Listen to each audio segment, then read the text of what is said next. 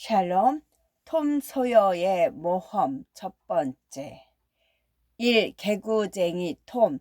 톰, 대답이 없다. 톰, 그래도 대답이 없다. 이 녀석이 도대체 어떻게 된 거야? 톰, 여전히 대답이 없다. 나이 지긋한 부인은 안경을 아래로 내리고 방 안을 쭉 둘러보았다. 이번에는 안경을 위로 치켜 올리고 다시 둘러보았다. 부인은 어린아이처럼 별 볼 일 없는 것을 찾을 때에는 안경을 끼는 법이 거의 아니 결코 없었다. 안경은 권위의 상징이자 자랑 삼아 끼고 다니는 것으로 실용적인 목적이 아니라 순전히 멋을 내기 위한 물건이었다. 부인은 마음만 먹으면 난로 뚜껑을 쓰더라도 얼마든지 볼 수 있을 것이다. 부인은 잠시 의아해하다가 곧 그다지 화난 목소리는 아니지만 가구들도 흠칫 놀랄 만큼 큰 소리로 집안이 떠나갈 듯 소리쳤다. 어디 잡히기만 해봐라. 내가 가만히. 부인은 말도 다 끝맺지 못했다. 허리를 구부려 빗자루로 침대 밑을 쑤셔대느라 숨이 찼기 때문이다. 하지만 놀라서 뛰쳐나온 것은 고양이뿐이었다. 이 녀석한테 번번이 당하기만 하네. 부인은 열려있는 문으로 걸어가 문 앞에 서서 토마토 덩쿨과 흰 독 말풀이 무성히 자란 정원을 내다보았다. 톰은 보이지 않았다. 부인은 멀리까지 들리게 목소리를 높여 다시 한 번 큰 소리로 톰을 불렀다. 톰! 그때 등 뒤에서 부스럭거리는 소리가 들렸다. 그러자 부인은 획 돌아서며 도망치려는 톰의 짧은 윗옷을 가까스로 붙잡았다. 여기 있었구나. 벽장 안을 살펴봐야 했는데 그 안에서 무슨 짓을 하고 있었니? 아무 짓도 안 했어요. 아무 짓도 안 했다고? 네 손 좀 봐라. 입도 그렇고 입가에 묻은 건 뭐냐? 잘 모르겠는데요, 이모. 난 다 알지. 잼이잖아, 잼. 맞지? 잼에 손대면 이모한테 혼날 거라고 수십 번을 말했을 텐데 가서 회초리 가져와라. 회초리가 휙 하고 위로 올라갔다. 아찔한 순간이었다.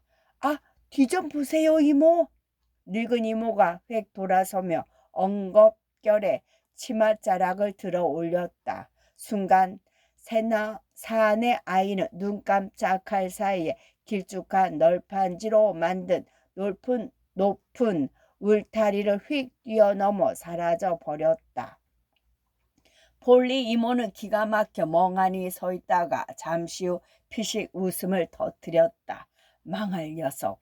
난 왜 이 모양인지 몰라. 이제 그만 당할 때도 되었는데 번번이 저 녀석한테 쏘가 넘어간단 말이야. 나이를 먹으면 점점 바보가 된다더니. 하긴 늙은 개는 새로운 재주를 배우지 못한다는 속담도 있지.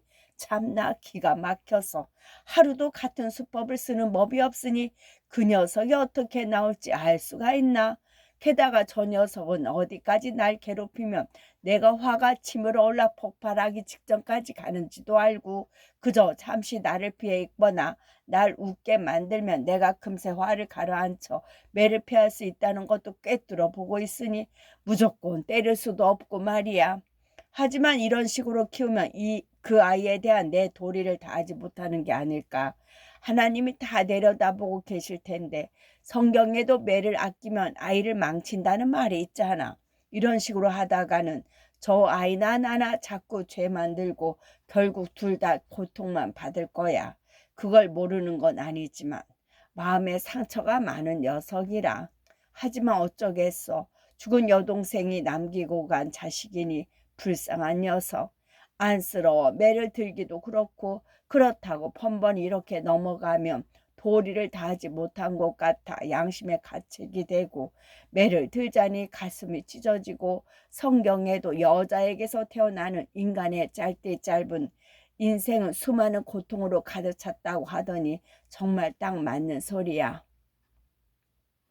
오늘 오후에 또 땡땡이 치고 놀러 나가면 내일은 그벌로 하루 종일 일을 시켜야겠어. 토요일에 일을 시키는 게 너무 가혹하긴 하지만 다른 아이들은 전부 노는 날인데 말이지. 더구나 일이라면 진저리를 내는 녀석이니 그래도 내 할 도리는 하고 살아야지. 그렇지 않으면 그 녀석을 완전히 망쳐버릴지도 몰라. 아니나 다를까 그날 톰은 수업을 빼먹고 신나게 나가 놀았다. 톰이 집으로 돌아왔을 때 마침 어린 흑인 노예 짐이 저녁을 먹기 전에 내일 쓸 장작을 베고 있었다. 톰은 짐이 할 일의 4분의 3쯤을 하는 동안 짐에게 그날 일어났던 신나는 사건들을 이야기해 주었다. 톰의 이복 동생인 시드는 나무 조각을 줍고 있었는데 이미 자기 할 일을 다 끝마쳐 가고 있었다. 시드는 조용하고 모험 같은 것은 좋아하지도 않았으며 말썽을 일으키는 법도 없는 아이였다. 저녁을 먹으면서 늘 하던 대로 귀에만 있으면 설탕을 훔쳐 먹는 톰에게 폴리 이모는 시치미를 뚝 떼고 넌지시 물었다. 톰이 죄께에 넘어가 자기 입으로 다 불어버리게 할 생각이었다. 대부분의 단순한 사람들처럼 톰의 이모도 자기가 사람의 마음을 교묘하게 떠보는 말재주가 있다고 생각하는 어리석은 자만심을 가지고 있었다. 이모는 속이 뻔히 들여다보이는 자신의 술수를 대단한 묘수라고 여기고 있었던 것이다. 톰, 학교에서 무척 더웠지? 내 이모. 말도 못하게 더웠지? 내 이모. 오늘 같은 날은 헤엄치러 가고 싶었겠구나, 톰. 톰은 가슴이 뜨끔했다. 톰은 왠지 불안해지면서 수상쩍은 생각이 들었다. 하지만 이모의 속을 알 수가 없었다. 톰이 대답했다. 아니요, 이모. 그렇게까지 덥지는 않았어요. 이모는 손을 뻗어 톰의 셔츠를 만져보았다. 그렇구나. 별로 덥지 않았나 보구나. 이모는 톰의 셔츠가 말랐는지 젖었는지를 알아냈다. 이모는 아무도 눈치채지 못하게 알아봤다고 은근히 뿌듯해했다. 이모의 그런 착각을 비웃듯 톰은 일이 어떻게 돌아가는지 훤히 보였다. 톰은 어떻게 선수를 쳐야 할지도 알고 있었다. 친구들 몇 명하고 머리에 물을 뒤집어 썼어요. 머리가 아직 덜 말랐어요. 보세요. 폴리 이모는 그런 중요한 증거를 지나쳐 버리는 바람에 톰이 덫에서 빠져나가버려 혼날 기회를 놓친 것이 몹시 분했다. 그러나 이모는 곧 새로운 방법이 떠올랐다. 톰, 머리에 물만 뒤집어 썼으면 내가 꿰매준 서치깃을 뗄 필요는 없었겠다. 그렇지. 어디 윗도리 단추를 풀어봐라. 톰은 전혀 움츠려 드는 기색이 없었다. 톰은 단추를 풀어 보였다. 셔츠 깃은 꿰면 그대로 달려 있었다. 그래, 좋아. 난 네가 틀림없이 수업을 빼먹고 헤엄치러 갔을 거라고 생각했는데 널 용서해 주마. 톰, 불에 그슬린 고양이라더니 겉모습 갖고는 사람 속을 모른다는 말이다. 이번만큼은 말이야.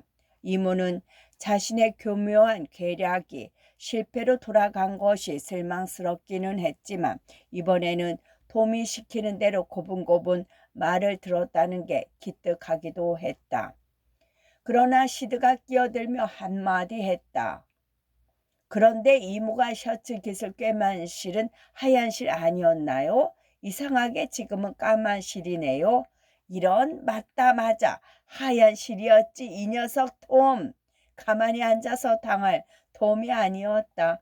톰은 잽싸하게 문 쪽으로 달아나며 말했다. 시드, 내가 널 그냥 두나 봐라. 안전한 곳까지 도망친 톰은 위도 솔기에 꽂아둔 2개의 바늘을 살펴보았다. 하나에는 흰실이 다른 하나에는 검은실이 감겨 있었다. 톰이 투덜거렸다. 시드 녀석만 아니었으면 이모가 눈치채지 못했을 텐데 이런 젠장. 이모는 어떤 때는 흰실로 꿰매고 어떤 때는 검은실로 꿰맨단 말이야. 흰실이든 검은실이든 하나만 쓰면 좋을 텐데 도대체 무슨 실로 꿰매는지 일일이 확인하지 않으면 헷갈려서 말이지. 어쨌든 시든 녀석 가만히 두라봐라. 흠씬 두들겨 패줘야지. 톰은 결코 마을의 모범 소년이라고 할 수는 없었다. 물론 어떻게 행동해야 모범 소년이 되는지를 너무나 잘 알고 있었다. 하지만 톰은 모범 소년들을 끔찍하게 싫어했다. 채 2분도 지나지 않아 톰은 겉정거리를 깨끗이 잊어버렸다. 어른들의 고민거리보다 덜 심각하거나 덜 골치 아파서가 아니라 모든 걱정을 잊게 할 정도로 흥미로운 새 관심거리가 생겼기 때문이었다. 그건 마치 어른들이 새로운 일이 생기면 지나간 불행 따위는 잊어버리는 것과 같은 이치이다. 이 흥미거리란 휘파람을 아주 멋들어지게 부는 재주였다. 톰은 이 재주를 어느 흑인한테서 배웠는데 아무도 방해하지 않는 곳에서 열심히 연습하고 싶었다. 휘파람을 불 때 혀끝을 이 천장에 짧게 살짝 갖다 대면 마치 새들의 노래소리나 시냇물이 흘러가는 듯한 소리를 낼 수 있었다. 아마 소년 시절을 겪은 독자라면 그 방법을 기억하고 있을 것이다. 열심히 집중해서 부지런히 연습한 결과 톰은 금방 요령을 더듬게 능숙하게 휘파람을 불 수 있게 되었다. 입으로 멋진 음악을 만들어내며 길거리를 씩씩하게 걸어가니 어깨가 절로 으쓱해졌다. 마치 새로운 행성을 발견한 전문학자가 된 기분이었다. 모르긴 몰라도 그토록 강하고 깊고 순수한 즐거움은 전문학자의 조금도 뒤지지 않았을 것이다. 여름날은 무척 해가 길었다. 아직 채 어둠이 내리지 않았다. 톰은 휘파람을 멈추었다. 낯선 아이가 앞에 나타난 것이다. 톰보다 조금 덩치가 큰 아이였다. 나이가 어리든 많든 여자든 남자든 낯선 사람의 등장은 세인트 피터즈버그라는 이 작은 마을에서는 대단한 사건이 아닐 수 없었다. 낯선 아이는 주일도 아닌데 근사하게 옷을 차려입고 있었다. 그야말로 놀라운 일이었다. 모자도 아주 멋졌고 단추가 촘촘히 달린 푸른색 윗옷은 새로 장만한 듯 말쑥했다. 바지도 마찬가지였다. 그리고 주일도 아닌 금요일에 구두를 신고 있었으며 게다가 밝은색 나비 넥타이까지 메고 있었다. 도시에서 온 티가 물씬 풍겨서인지 톰은 마음이 불편했다. 멋지게 차려입은 낯선 아이는 톰이 자꾸 쳐다보는 걸 알고는 코를 지켜들었다. 톰은 자신이 입고 있는 옷이 자꾸만 점점 더 초라하게 느껴졌다. 둘은 아무 말도 하지 않았다. 한쪽이 움직이면 다른 쪽도 움직였다. 두 아이는 옆으로 원을 그리며 돌면서 서로에게서 눈을 떼지 않고 노려보았다. 마침내 톰이 말했다. 너 한 대 맞아볼래? 그래, 어디 때릴 테면 때려봐. 못할 것 같냐? 얼마든지 할 수 있어. 아마 죽었다 깨어나도 못할걸. 할 수 있어. 못해. 할 수 있다니까. 못한다니까. 해. 못해. 어색한 분위기 속에서 잠시 침묵이 흘렀다. 톰이 말했다. 이름이 뭐냐? 그건 알아서 뭐하게. 내가 꼭 알아야겠다. 그래, 어디 그럼 알아내 보시지. 네가 그렇게 나온다면 할 수 없지. 어쭈, 웃기고 있네. 해봐. 오, 네가 아주 잘난 줄 아나 본데. 난 맘만 먹으면 한 손을 뒤로 묶고도 네 녀석 좀 혼내줄 수 있다고. 할 테면 한번 해보라고. 자, 해봐. 이 녀석이 자꾸 까부니까 어쩔 수 없군. 너같이 입만 살아서 조잘거리는 놈들은 수도 없이 봤어. 어쭈, 자기가 꽤 대단한 줄 아는 모양인데 세상에 저 모자 꼴 좀 봐. 모자가 마음에 안 들어도 네가 참아야지 별 수 있냐. 내 모자에 손만 대봐라. 아주 혼쭐을 내줄 테니. 에이 이 거짓말쟁이야. 너나 거짓말하지 마. 입만 나불거리고 싸움도 못하는 주제에. 야 썩 꺼져. 너 계속 까불면 돌멩이로 머리통을 날려버린다. 얼씨구 어련하시겠어. 난 한다면 한다니까. 그래 한번 해보라고. 왜 계속 말만 하고 행동으로 옮기지 못하냐고. 야 알았다. 겁나서 그렇지. 하나도 겁 안 나. 겁나면서 뭘. 아니라니까. 맞아. 또다시 침묵이 흘렀다. 두 아이는 서로 노려보면서 슬슬 옆으로 돌기만 했다. 그러다가 이제는 서로 어깨를 마주대고 서 있었다. 당장 여기서 꺼지지 못해? 너나 꺼져. 내가 왜? 나도 못 믿겨. 두 아이는 적당한 각도로 다리를 벌리고는 한쪽 발로 버티고 섰다. 그러고는 중후에 가득 찬 눈으로 서로를 노려보다가 있는 힘껏 상대방을 밀쳤다. 둘 다 만만하지 않았다. 두 아이는 얼굴이 벌겋게 달아오를 때까지 몸싸움을 벌이면서 경계의 눈빛을 늦추지 않은 채 잠시 힘을 불었다. 톰이 먼저 말했다.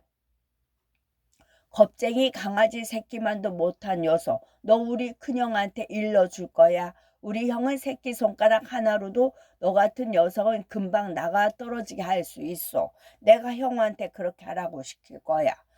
누가 너네 형 따위를 겁낸데. 너희 형보다 우리 형이 훨씬 커. 그리고 네 형쯤은 울타리 밖으로 내던져 버릴걸. 사실 둘 다 형은 없었다. 거짓말 하지 마. 네가 거짓말이라고 한다고 사실이 거짓말이 되겠냐. 톰은 엄지발가락으로 땅바닥에 선을 긋고는 말했다. 이 선만 넘어와 봐. 다시는 일어서지도 못하게 두들겨 패줄 테니까. 감히 그런 배짱을 부렸다가는 본때를 보여줄 테다. 낯선 아이는 말이 끝나기가 무섭게 선을 넘어오더니 말했다. 자, 어디에 어떻게 나오나 한번 보자. 감히 나한테 덤비겠다는 거야? 조심하는 게 좋을걸? 얼씨구 가만히 안 둔다며 어디에 보라고. 기가 막혀서 2센트 준다면 하지. 낯선 아이는 주머니에서 동전 2개를 꺼내더니 약 올리듯 동전을 내밀었다. 톰은 손을 툭 쳐서 동전을 떨어뜨렸다. 다음 순간 두 아이는 뿌연 먼지 속에서 두 마리 고양이들처럼 뒤엉켜 나뒹굴기 시작했다. 순식간에 둘은 머리카락을 쥐어뜯고 옷을 사정없이 잡아당기고 서로의 코에 한 방씩 먹이고 손톱으로 핥히기도 했다. 두 아이는 명예를 위해 싸우다 뿌연 먼지 속에 휩싸였다. 하지만 승패는 곧 판가름이 났다.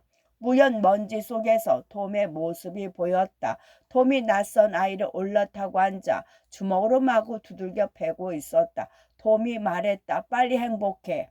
낯선 아이는 어떻게든 빠져나오려고 몸부림을 쳤다. 아이는 울고 있었다. 분을 삭히지 못해서였다. 항복하라니까. 톰은 계속 주먹질을 해댔다. 마침내 낯선 아이가 기어가는 듯한 소리로 말했다. 항복. 그러자 톰은 아이를 풀어주고 일어섰다. 이제 똑똑히 배웠지. 다음부터는 상대가 누군지 알고 덤비라고. 낯선 아이는 손으로 옷에 묻은 먼지를 털면서 찔찔 짜다가 코를 훌쩍거리며 자리를 떴다.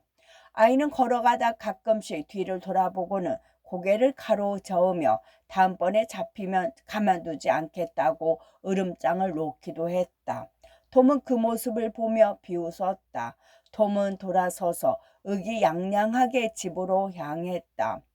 톰이 돌아서자마자 아이는 돌을 집어들어 톰을 향해 던졌다. 돌멩이가 톰의 어깨에 맞자 낯선 아이는 획 돌아서서 잽싸게 주랭랑을 쳤다. 톰은 아이의 집까지 뒤쫓아가서 어디 사는지 확인했다. 그러고는 한동안 집 앞에서 그 아이가 밖으로 나오기를 기다리며 숨어 있었다. 하지만 아이는 창문으로 얼굴만 내밀고 얄미운 표정을 지으며 톰을 놀리고는 사라져 버렸다. 마침내 아이의 어머니가 나오더니 돔을 보고 아주 못되고 고약하고 천박한 녀석이라고 야단을 치고는 어서 썩 꺼지라고 호통을 쳤다. 하는 수 없이 돔은 자리를 떴다. 하지만 언젠가 녀석을 꼭 혼내주겠다고 마음먹었다. 톰은 꽤 늦은 시간이 되어서야 집으로 돌아왔다. 창문을 통해서 살금살금 방으로 들어가 보니 누군가가 숨어서 톰을 기다리고 있었다. 바로 폴리 이모였다. 이모는 톰의 옷골을 보고는 휴일인 토요일에 힘든 일을 시켜 꼼짝 못하게 만들어야겠다고 굳게 결심했다. 두 번째, 영광스러운 페인트 칠. 영광스러운 페인트 칠. 토요일 아침이 되었다. 한여름으로 접어든 세상은 눈부시게 빛나고 생기가 넘쳐 흘렀다. 사람들의 가슴마다 노래가 샘솟았고 젊은이들은 소리내어 노래를 불렀다. 모두들 즐거운 표정의 발걸음도 가벼웠다. 아카시아 꽃이 만발의 꽃 향기가 온 세상을 가득 채웠다. 마을 너머에 우뚝 솟아있는 카티프 언덕은 온통 초록빛을 띠고 있었다. 마을에서 그리 멀지도 가깝지도 않은 그 언덕은 꿈속에 그리던 평온한 기쁨의 나라로 보였다. 돔은 하얀색 페인트가 들어있는 양동이와 긴 손잡이가 달린 소를 들고 길거리로 나섰다. 돔은 울타리를 한번 훑어보았다. 여름날의 즐거움은 모두 사라지고 이제 톰에게는 우울함만 남았다. 널판지로 만든 울타리는 3미터도 넘는 높이에 폭이 30미터나 되었다. 톰은 갑자기 사는 게 너무나 허무하고 버겁게 느껴졌다. 톰은 한숨을 내쉬며 소를 양동이에 담갔다가 울타리 꼭대기부터 칠하기 시작했다. 톰은 한참 동안 칠하고 또 칠했다. 하지만 칠한 부분에 비하면 남아있는 부분은 거대한 대륙처럼 보였다. 톰은 자신이 한심스럽게 여겨져 나무 상자 위에 덜썩 주저앉았다. 그때 짐이 양동이를 들고 폴짝폴짝 뛰면서 버펄로 소녀라는 노래를 부르며 문에서 나오고 있었다. 톰은 마을의 공동 우물에 물을 길러 가는 일이 전에는 지긋지긋한 일로만 여겨졌는데 지금은 그렇지 않았다. 우물가에 가면 늘 사람들이 북적거린다는 생각이 떠올랐다. 백인 호녀라 흑인 소년 소녀들은 늘 줄을 서서 자기 차례를 기다리며 쉬기도 하고 장난감을 서로 바꾸기도 하고 티격태격 말다툼을 벌이다가 싸움을 하기도 하고 장난도 쳤다. 가만히 생각해 보니 우물까지는 150미터도 안 되는데 짐은 물을 길러 가면 1시간 안에 돌아오는 법이 없어 항상 누군가를 보내 짐을 데려오곤 했다. 돔이 말했다. 이봐 짐, 네가 나 대신 페인트 칠을 좀 해주면 내가 물을 길어다 줄게. 짐은 고개를 가로저으며 말했다. 그럴 수 없어요, 톰 도련님. 주인 마님이 노닥거리지 말고 얼른 가서 물을 길어오라고 하셨는데쇼. 그리고 도련님이 페인트 칠을 시켜도 전체 할 일이나 제대로 하라고 하셨습니다요. 마님이 페인트 칠이 어떻게 되어 가는지 보러 나오실 거예요. 이모 말은 신경 쓰지 않아도 돼, 짐. 이모는 늘 말씀은 그렇게 하시잖아. 자어서 양동이 이리 줘. 내가 눈 깜짝할 사이에 갔다 온다니까. 이모는 아무것도 모를 거야. 어휴, 안 돼요, 도련님. 그랬다가는 마님이 제 머리에 타르를 뒤집어 씌우고 말 거라고요. 그러고도 남을 거예요. 이모가? 우리 이모는 절대 남에게 못할 짓을 하실 분이 아니야. 기껏해야 골무로 머리나 한 대 쥐어맞고 말겠지. 누가 그까짓 걸 겁내겠어. 안 그래? 물론 잔소리 하시겠지. 하지만 잔소리 좀 듣는다고 어디가 덧나나. 이모가 울지만 않으면 가슴 아플 것도 없어. 지금 내가 구슬 줄게. 하얀색 구슬을 준다니까. 짐은 마음이 흔들리기 시작했다. 하얀색 구슬이라고 짐. 제일 좋은 거야. 와, 진짜 굉장히 근사한 구슬이네요. 정말이에요? 하지만 도련님, 전 마님이 엄청 무섭다고요. 그러고 말이야, 내가 시키는 대로 하면 다친 발가락도 보여줄게. 짐도 한낱 인간인지라 달콤한 유혹을 뿌리치기가 쉽지 않았다. 결국 짐은 양동이를 내려놓고 하얀색 구슬을 받아 들었다. 그러고는 톰이 붕대도 풀기 전에 발가락 위로 몸을 구부리고 정신없이 들여다보았다. 그러나 다음 순간 짐은 얼얼한 엉덩이를 움켜쥐고 양동이를 들고는 냅다 달아나 버리고 톰은 열심히 울타리를 칠하고 있었다. 폴리 이모는 손에 슬리퍼 한 짝을 들고 의기양양한 표정으로 저만치 걸어가고 있었다. 하지만 톰의 열성은 오래가지 않았다. 오늘을 위해 계획해 놓았던 온갖 신나는 일들을 떠올려 보았다. 그러자 자꾸만 더 비참한 생각이 들었다. 조금 있으면 한가한 친구 녀석들이 놀러가면서 이 길을 지나갈 터였다. 꼼짝없이 붙잡힌 톰을 얼마나 놀려댈지 생각만 해도 속이 부글부글 끓어올랐다. 톰은 가지고 있는 물건들을 모두 꺼내 보았다. 장난감 몇 개, 구슬, 잡동사니가 나왔다. 그 정도는 이 짜증나는 일에서 잠시 벗어날 수 있을지는 몰라도 반시간 정도의 완벽한 자유를 얻어내기에도 턱없이 부족할 것 같았다. 톰은 궁색하기 이를 데 없는 전 재산을 다시 주머니 속에 넣고 물건들로 친구들을 꼬이려던 계획을 포기했다. 그런데 참으로 암담하고 절망적인 순간 갑자기 근사한 생각이 떠올랐다. 그야말로 대단히 기발한 생각이었다. 톰은 소를 집어들고 천연덕스러운 표정으로 페인트칠을 하기 시작했다. 곧 벤 노저스가 모습을 나타냈다. 톰은 그 누구보다 벤에게 놀림을 당하는 게 가장 걱정스러웠다. 벤의 발걸음은 날아갈 듯 가벼웠다. 그건 걱정거리도 없고 기분이 들떠 있다는 증거였다. 벤은 사과를 먹고 있었는데 이따금씩 길게 우 멜로디를 섞어 소리를 지르다가는 낮은 소리로 딩동동 딩동동 하고 소리냈다. 아마도 증기선 흉내를 내는 모양이었다. 벤은 다가오다가 속도를 늦추고는 길 한복판에서 오른쪽으로 몸을 기울여 증기선이 방향을 트는 듯 위풍당당하고 멋지게 원을 그리며 돌았다. 자기가 물속 3미터까지 잠기는 거대한 미주리호라도 되는 줄 아는 모양이었다. 배는 선체가 되기도 하고 선장이 되었다가 엔진벨이 되기도 했다. 배는 최상 갑판에 서서 명령을 내리고 그 명령대로 움직이기도 했다. 배를 멈추어라. 알겠습니다. 댕댕댕. 더 이상 앞으로 나아갈 길이 없자 배는 천천히 복도 쪽으로 걸어갔다. 후진 땡땡땡. 배는 팔을 쭉 펴서 옆구리에 갖다 붙였다. 우연으로 땡땡땡. 차우 추추추. 그러면서 배는 오른팔로 커다랗게 원을 그리며 돌았다. 지름이 12미터나 되는 거대한 외륜을 돌리는 신용을 하는 모양이었다. 좌현으로 후진 땡땡땡 추추추. 이번에는 왼팔로 원을 그렸다. 우현 정지 땡땡땡. 좌현 정지.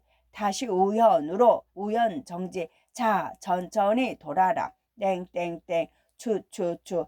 닷줄을 풀어라 영차. 자 어서 줄을 풀어라. 거기 뭐들 하는 거냐.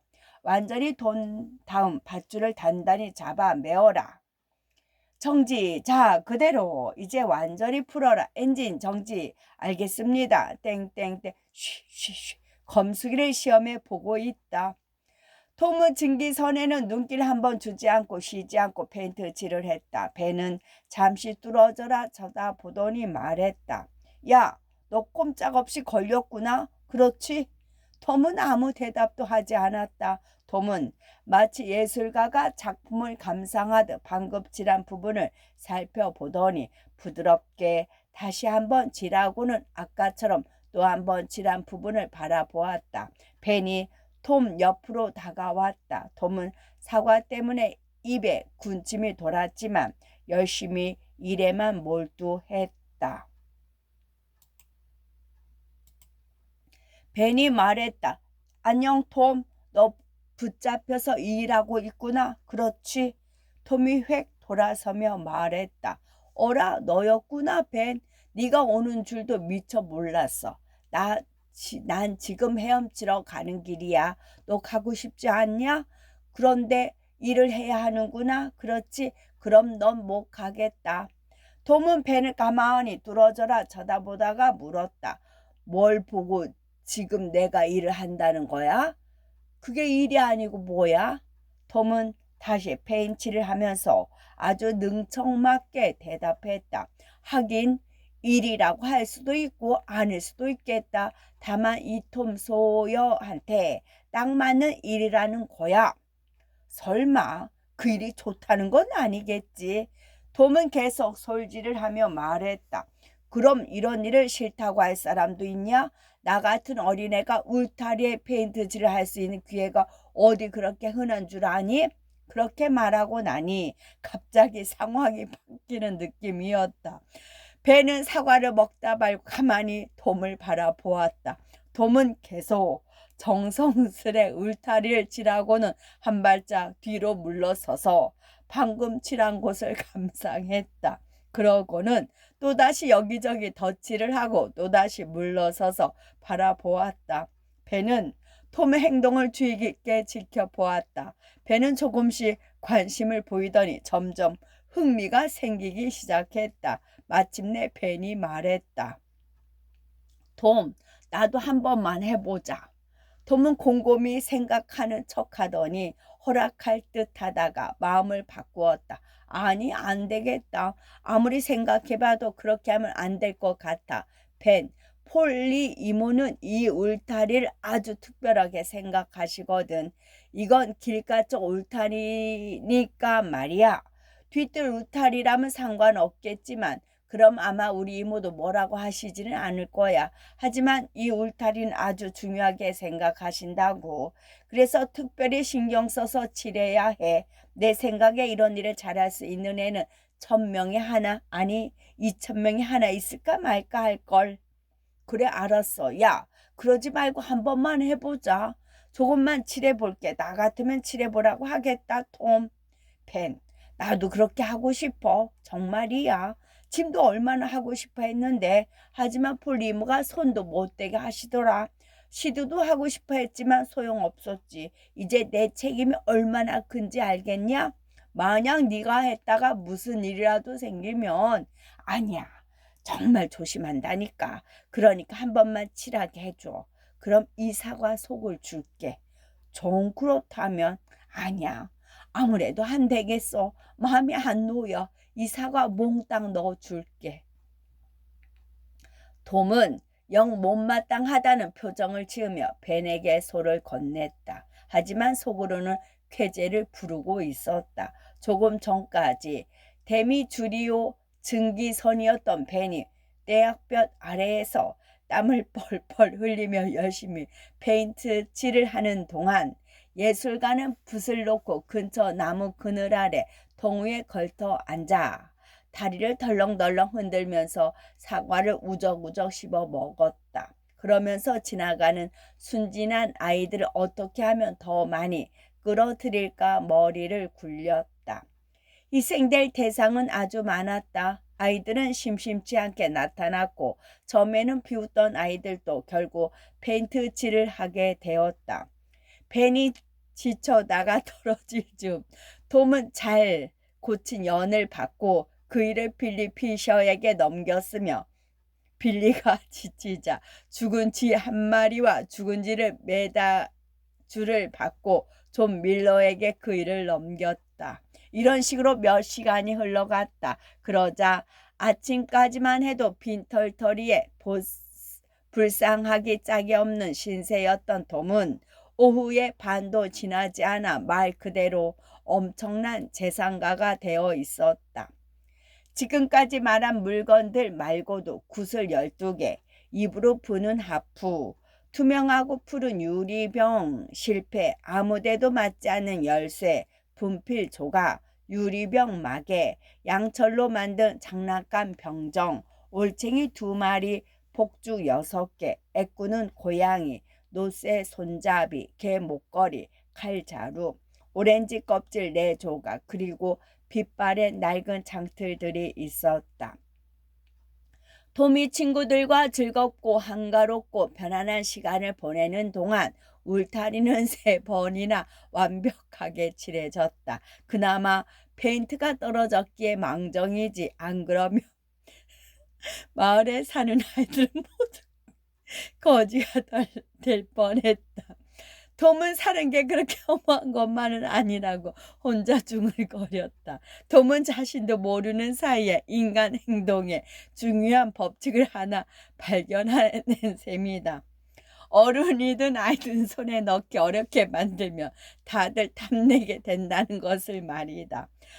만약 톰이 이 책을 쓴 작가처럼 아주 위대하고 현명한 철학자였다면 일이란 꼭 해야 하는 것이고 오락이란 꼭 하지 않아도 되는 것이라는 사실을 깨달았을 것이다. 그래서 조화를 만들거나 디딜 방아를 찢는 것은 일이 되고 볼링을 하거나 몽블랑 산을 오르는 것은 오락이 된다는 사실을 쉽게 이해했을 것이다.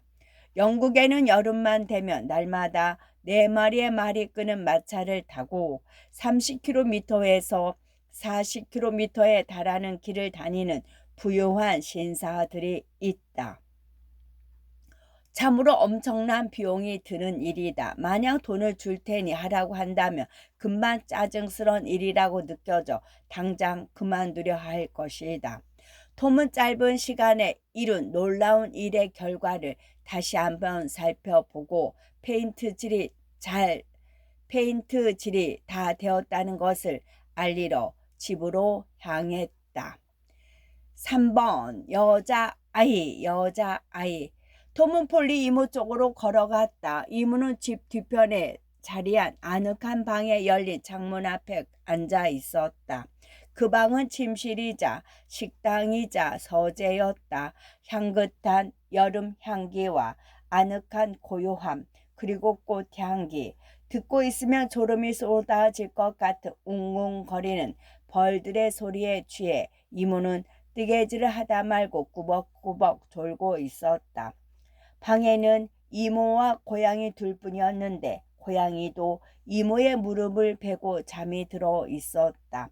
안경은 희끗희끗한 머리 위에 얹혀 있었다. 이모는 당연히 톰이 일찌감치 일을 포기했을 거라고 생각했기 때문에 이렇게 배짱 두둑하게 자기 앞에 나타난 톰을 보자 의아해했다. 톰이 말했다.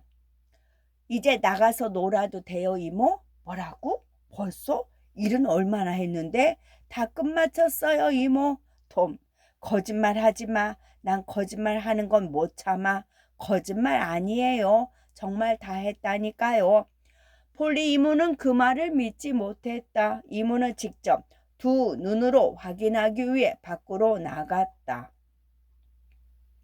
이모는 톰의 말이 20%만 사실이어도 만족했을 것이다. 그런데 울타리 전체가 하얗게 칠해져 있었고 더구나 그것도 그저 쓱쓱 대충 칠한 것이 아니라 정성스럽게 덧칠까지 되어 있었다. 얼마나 열심히 칠했으며 땅바닥까지 페인트가 묻어 있었다. 이모는 너무나 놀라 할 말을 잊고 말았다. 이모가 말했다. 아이고 세상에, 허풍이 아니었구나. 너도 마음만 먹으면 못하는 게 없구나, 톰. 그러더니 이모는 하지 않아도 될 말을 덧붙였다. 그런데 문제는 네가 마음을 다 잡아 먹을 때가 거의 없다는 거지. 자, 그럼 나가서 놀아라. 하지만 너무 늦지 않게 돌아오도록 해라. 안 그러면 이모한테 혼날 줄 알아. 이모는 톰이 훌륭하게 일을 해낸 것이 기특해서 톰을 데리고 창고로 가 맛있는 사과를 하나 골라주었다. 그러고는 죄를 짓지 않고 열심히 정직하게 노력해서 이루면 그것이 얼마나 가치 있고 보람 있는 일인지에 대해 한바탕 설교를 늘어놓았다. 이모가 근사한 성경 구절을 인용해 설교를 마칠 즈음 톰은 도넛 하나를 슬쩍 했다. 톰이 서둘러 밖으로 나오는데 마침 시드가 2층 뒷방으로 이어지는 계단을 올라가고 있었다. 그런데 여기저기 널려있던 흙덩어리가 어느새 줄지어 하늘을 날아가는가 싶더니 우박이 되어 시드에게 떨어졌다. 이모가 놀란 가슴을 쓸어내리고 시드를 구해주려고 달려갔을 때에는 이미 대여섯 개의 흙덩어리가 시드를 명중시킨 뒤였다. 그리고 톰은 어느새 울타리를 훌쩍 뛰어넘어 사라지고 없었다. 멀쩡한 대문이 있기는 했지만 늘 그렇듯이 톰은 대문을 사용하는 법이 없었다. 검은실에 대해 고자질해서 자신을 곤란한 지경에 빠뜨렸던 시드에게 복수를 하고 나자 톰은 가슴이 후련했다. 톰은 모퉁이를 돌아 이모네 외양간 뒤편으로 이어지는 진흙투성이 골목길로 들어섰다. 이제는 붙잡혀서 혼날 위험에서는 벗어난 셈이었다. 톰은 서둘러 마을의 광장으로 갔다. 광장에는 미리 약속한 대로 아이들이 두 패로 나뉘어 전쟁 놀이를 하기 위해 모여 있었다. 톰은 이쪽 패의 대장이었고 절친한 친구 조 하퍼가 상대편 대장이었다. 두 훌륭한 대장들은 직접 싸움에 나서지는 않았다. 그런 것은 졸병들이나 하는 일이라고 생각했기 때문이다. 두 사람은 조금 높은 곳에 앉아 부관들에게 명령을 전달하며 전투를 지휘했다. 오랜 시간에 걸친 처절한 싸움 끝에 톰의 군대가 큰 승리를 거두었다. 전사자의 수를 세고 포로들을 교환하고 다음번 전투에 관한 조약을 맺고는 다음 전투 날짜를 정했다. 그러고 나자 양쪽 군인들은 줄을 맞추어 행진을 했고 톰은 혼자서 집으로 향했다. 톰이 제프 대천의 집 앞을 지나가는데 정원에 못 보던 여자아이가 있었다. 푸른 눈의 자그마한 여자아이는 금발을 곱게 두 갈래로 길게 따 내리고 하얀색 여름 원피스에 수놓인 속바지를 입고 있었다. 전투에서 큰 승리를 거둔 영웅은 제대로 맞서 보지도 못하고 그 자리에서 무릎을 꿇고 말았다. 에이미 로렌스라는 여자아이는 어느새 머릿속에서 말끔히 잊혀져 희미한 기억조차 남지 않았다. 톰은 한때 에이미를 미치도록 사랑했고 에이미에 대한 열정은 거의 숭배에 가까운 것이라고 여긴 적도 있었다. 하지만 톰은 이제 감정이라는 것이 얼마나 순식간에 사라져 버리는 하찮은 것인지 알게 되었다. 톰은 지난 몇 달 동안 에이미의 마음을 사로잡으려고 애를 썼고 에이미가 그런 톰의 마음을 받아들인 것은 겨우 일주일 전이었다. 톰은 그 짧은 일주일 동안 세상에서 가장 행복하고 그렇게 뿌듯할 수가 없었다. 하지만 이제 에이미는 톰의 마음속에서 잠깐 머물다 간 손님 같은 존재가 되어버렸다. 톰은 새로 태어난 이 천사 같은 여자아이를 남몰래 훔쳐보았다. 마침내 그 여자아이도 톰을 보았다. 톰은 짐짓 못 본 척하면서 관심을 끌어보려고 또래 사내 아이들이 그렇듯이 온갖 황당한 잔재주를 다 선보였다. 톰은 한참 동안이나 정말 우스꽝스러운 바보 짓을 계속했다. 위험한 고개를 하면서 톰이 힐끗 쳐다보니 여자아이가 집으로 들어가고 있었다.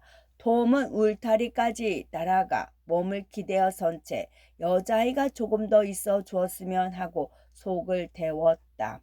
여자아이는 계단 앞에서 잠시 멈추어 서는 듯하다가 다시 문 쪽으로 움직였다. 여자아이가 문턱을 넘어서자 톰은 큰 한숨을 내쉬었다.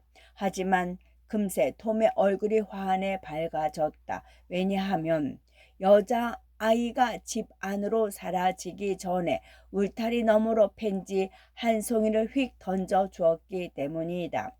돔은 달려가 꽃이 있는 곳에서 한두 발자국 떨어진 곳에 멈춰 섰다. 그러고는 손을 눈썹 위에 대고 마치 신기한 볼거리라도 생긴 듯 거리 쪽을 열심히 쳐다보았다. 잠시 뒤 톰은 지푸라기 하나를 주어 코에 얹고는 고개를 뒤로 젖히고 지푸라기가 떨어지지 않게 중심을 잡으며 슬금슬금 펜지 쪽으로 다가갔다. 이윽고 맨발이 펜지에 닿자 아주 유연한 발가락을 이용해서 꽃을 들어 올렸다. 그러고는 그 보물을 들고 벌쩍벌쩍 뛰어 모퉁이를 돌아 사라졌다. 하지만 그것도 잠시 꽃을 윗옷 단추구멍에 꽂고는 금세 다시 나타났다. 심장 옆에 꽂은 것이다. 아니 배 옆이었는지도 모른다. 어쨌든 톰은 해부학에는 관심도 없고 그런 걸 따질 만큼 꼼꼼한 성격도 아니었다. 다시 모습을 나타낸 톰은 날이 어둑어둑해질 때까지 재주를 부리며 울타리 근처를 계속 서성거렸다. 하지만 여자아이는 그 뒤로 한 번도 모습을 드러내지 않았다. 톰은 여자아이가 틀림없이 창가 근처에서 지켜보면서 자신의 마음을 알아줄 거라고 생각하면서 마음을 달랬다. 마침내 톰은 가엾게도 헛된 공상만 꿈꾸다 마지못해 집으로 발걸음을 돌렸다. 저녁 식사 내내 톰이 어찌나 싱글벙글 거리는지 이모는 제가 뭐에 홀렸나 하고 궁금해할 정도였다. 톰은 시드에게 흙덩어리를 던진 일로 호되게 야단을 맞았지만 별로 기분 나쁜 눈치는 아니었다. 톰은 이모 코앞에서 설탕을 훔쳐 먹으려다가 손등을 세게 얻어맞았다. 톰이 투덜거렸다. 이모, 시드가 그럴 때는 안 때리잖아요. 시드는 너처럼 이모 속을 속이지 않는다. 넌 내가 안 보면 설탕만 먹고 살 거야. 그렇게 말하고 이모는 부엌으로 들어갔다. 야단을 맞지 않은 시드가 의기양양하게 설탕 단지에 손을 뻗었다. 우쭐거리는 꼴이 눈꼴시어서 도저히 볼 수 없을 지경이었다. 그런데 시드의 손가락이 미끄러지면서 단지가 바닥으로 떨어져 깨지고 말았다. 톰은 그렇게 통쾌할 수가 없었다. 너무나 고소했지만 인내심을 발휘해 혀도 내밀어 보지도 않고 아무 말도 없이 가만히 앉아 있었다. 이모가 들어와도 제 입으로 말하지 않겠다고 속으로 다짐했다. 이모가 누구 짓이냐고 물어보면 그때 일러야겠다고 마음먹었다. 꼼짝하지 않고 조용히 앉아 있다가 잘난 척하는 모범 소년이 야단 맞는 꼴을 구경하는 것은 정말 통쾌한 일일 것이다. 얼마나 고소하고 신이 나던지 톰은 이모가 들어와 산산조각난 설탕 단지를 안경 너머로 내려다보며 전둥처럼 호통을 치려 할 때 정말 참고 있기가 어려웠다. 톰은 속으로 중얼거렸다. 드디어 시작이다.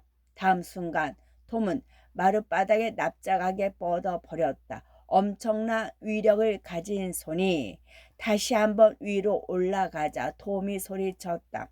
잠깐만요. 아니 왜 절 때리시는 거예요? 시드 같겠는데?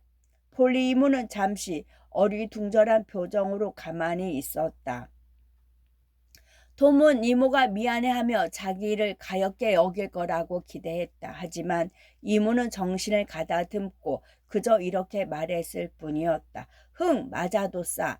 모르긴 몰라도 내가 없을 때 더 못된 장난을 쳤을 테니까. 말은 그렇게 했지만 이모도 양심의 가책을 느꼈다. 이모도 사실 따뜻한 말 한마디쯤 건네고 싶었다. 하지만 그렇게 하면 자기의 실수를 인정하는 셈이 되고 교육상 좋을 것이 없었다. 그래서 이모는 입을 다물어 버렸다. 이모는 하던 일을 계속했지만 마음은 편치 않았다. 톰은 푸르퉁해져서 구석에 처박혀 혼자서 슬픔을 달랬다. 톰은 이모도 속으로는 자기에게 무릎이라도 꿇고 싶은 심정일 거라는 것을 알고 있었다. 언짢은 기분이 가시지는 않았지만 그렇게 생각하니 마음이 가벼워지는 것 같기도 했다. 하지만 톰은 아무 내색도 하지 않았다. 그리고 이모가 어떤 눈치를 보여도 모르는 척하기로 마음먹었다. 이따금씩 톰은 이모가 눈물을 글썽거리며 안타까운 눈빛으로 자기를 희끗희끗 쳐다보고 있다는 것을 느꼈지만 일부러 외면했다. 톰은 자신이 죽을 병에 걸려 침대에 누워있고 이모가 그 위로 몸을 숙여 내려다보면서 용서를 구하는 장면을 상상해 보았다. 하지만 자신은 벽 쪽으로 고개를 돌린 채 끝내 용서한다는 말을 하지 않고 죽어갈 것이다. 아, 그럼 이모는 어떤 심정이 될까? 톰은 또 자신의 시체가 강에서 집으로 옮겨지는 장면을 그려보았다. 곱슬머리까지 물에 푹 젖은 상처받은 영혼이 드디어 편안하게 눈을 감은 모습이었다. 이모는 시체 위로 몸을 던지며 눈물을 펑펑 쏟겠지. 그리고 조카를 살려달라고, 다시는 이 아이에게 모질게 대하지 않겠다고 하나님께 기도하겠지. 하지만 이미 자신은 싸늘하게 식은 시체가 되어버린 뒤고 고통만 받다간 불쌍한 영혼, 가련한 아이의 인생은 드디어 막을 내린다. 얼마나 실감이 나던지 톰은 복받쳐 오르는 감정을 삼키려니 목이 메었다. 눈앞이 뿌옇게 흐려지고 있었다. 눈을 깜빡이자 눈물이 흘러 내려 코끝에 걸렸다. 너무나 실감나게 가엾은 주인공 역을 즐기던 톰은 한동안 다른 세속적인 즐거움이나 기쁨이 방해하지 않도록 했다. 그런 감정을 갖기에는 너무나 성스러운 순간이었다. 그래서 일주일 동안 시골에 내려가 있던 사촌 누나 메리가 춤을 추듯 가벼운 발걸음으로 한쪽 문으로 환하게 기쁨을 몰고 돌아오는 순간 톰은 다른 문을 통해 잔뜩 찌푸린 우울한 얼굴로 나가 버렸다. 톰은 아이들이 늘 모여 노는 곳을 피해 자신의 기분과 걸맞는 외진 곳을 찾아갔다. 강에 외로이 떠있는 뗏목이 자기를 부르는 듯 했다. 톰은 뗏목 귀퉁이에 걸터 앉아 무시무시할 정도로 막막한 강물의 흐름을 바라보며 고통스러운 자연의 섭리를 겪지 않고 한순간에 아무것도 느끼지 못한 채 이 강에 빠져 죽을 수 있으면 얼마나 좋을까 하고 생각했다. 더군다나 문득 펜지가 생각났다. 톰은 꽃을 꺼내 보았다. 꽃은 찌그러지고 다 시들어 있었다. 더욱더 처량한 기분이 들었다. 내가 죽었다는 것을 알면 그 여자아이가 나를 불쌍하게 생각할까? 나를 위해 울어줄까? 내 목에 팔을 두르고 위로해 줄까? 아니면 무정한 세상 사람들처럼 차갑게 등을 돌릴까? 톰은 어느새 그런 고통의 순간을 즐기고 있었다. 꼬리에 꼬리를 무는 상상을 계속하던 톰은 갑자기 초라한 생각이 들었다. 마침내 톰은 한숨을 쉬면서 일어나 어둠 속으로 걸어갔다. 9시 반에서 10시 반쯤 톰은 인적이 끊어진 길을 따라 자신이 흠모하는 이름 모를 소녀의 집까지 걸어왔다. 톰은 잠시 멈추어 섰다. 아무 소리도 들리지 않았다. 2층 창문 커튼에 촛불빛이 희미하게 비치고 있었다. 그 신성한 아이가 바로 저기에 있을까? 톰은 울타리를 넘어 나무 사이로 살금살금 걸어가 창문 바로 밑에서 걸음을 멈추었다. 그러고는 오랫동안 애정어린 눈빛으로 창문을 올려다 보았다. 그러다가 창문 밑에 들어 누워서는 두 손을 모아 가슴에 얹고 다 시들어버린 펜지를 두 손으로 꼭 쥐었다. 이렇게 죽어가리라. 냉혹한 세상에서 머리 하나 누일 안식처도 없이 이마에 맺힌 죽음의 이슬을 닦아줄 친구의 손길도 없이 크나큰 고통의 순간이 찾아왔을 때 고개를 숙이고 나를 불쌍하게 여겨줄 사랑하는 얼굴도 없이 아침이 오면 기쁜 마음에 밖을 내다보던 소녀가 나를 발견하겠지. 그녀는 생명이 다한 이 불쌍한 나를 위해 눈물 한 방울이라도 흘려줄까? 앞날이 창창한 젊은이의 인생이 이렇게 펴보지도 못하고 안타깝게도 무참하게 쓰러져 버린 것을 알고 나지막하게 한숨이라도 지어줄까? 그때 창문이 열렸다. 듣기 거북한 하녀의 목소리가 조용하고 거룩한 정적을 깨뜨리더니 바닥에 드러누워 있던 순교자의 몸 위로 물 한 바가지가 쏟아졌다. 죽어가던 영웅은 씩씩거리며 후닥닥 일어났다. 나지막한 욕설과 함께 공중으로 무엇인가 미사일이 지나가듯 휙 날아가는가 싶더니 뒷이어 유리창 깨지는 소리가 났다. 그리고 자그마하고 희미한 형체가 울타리를 넘어 어둠 속으로 손살같이 사라졌다. 얼마 뒤 톰은 잠자리에 들기 위해 옷을 벗고는 촛불빛에 흠뻑 젖은 옷을 살펴보았다. 그 바람에 시드가 잠에서 깨어났다. 시드는 슬쩍 떠볼까 생각하다가 잠자코 있는 게 낫겠다는 결론을 내렸다. 톰의 눈빛에서 뭔가 심상치 않은 것이 느껴졌던 것이다. 톰은 귀찮은 생각에 잠자리에 들기 전에 해야 하는 기도를 생략하고 침대에 누웠다. 시드는 형이 기도를 하지 않았다는 것을 잊지 않고 머릿속에 기억해 두었다. 끝.